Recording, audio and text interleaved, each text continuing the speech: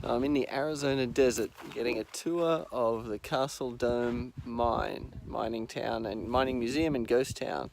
You can see here some of the old mine carts that we used to take the ore.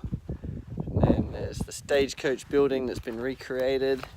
Absolutely amazing, fantastic. In the middle of nowhere, an entire town popped up because they found minerals in the earth, silver, lead, and in really high concentrations.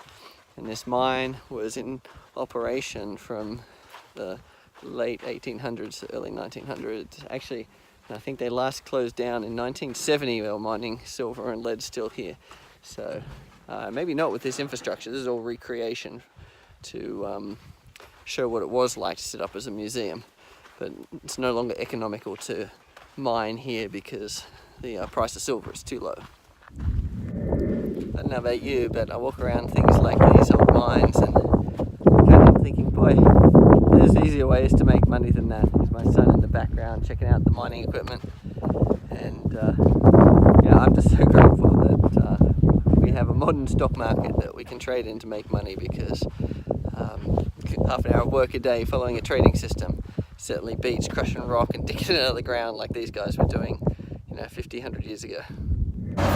We're going down the mine! So we're getting the mine tour now, and this was a silver mine we're walking through, and what's amazing is just so much rock and rubble that they would have had to sift through by hand to follow the seam of silver to dig out the metal and the minerals to pay for the operation and to make the profit. So always astounds me how much rubble you've got to sift through. And it's exactly the same in the markets. You've got trading systems and you're sifting through the entire market, all of the rubble, to try and find the small number of opportunities. And it's just like in mining, when you try and force too many opportunities out of the rubble, you end up just making losses and having garbage. But sorry, the light's a bit low.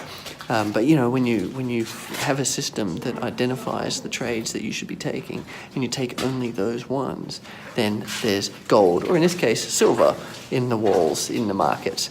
And so that's what you're looking for. You're looking for the small number of opportunities and the systems or the process, the rules to sift through all of the rubbish to find the nuggets, the minerals, the gold in the markets, the silver in the markets. That's what you're looking for.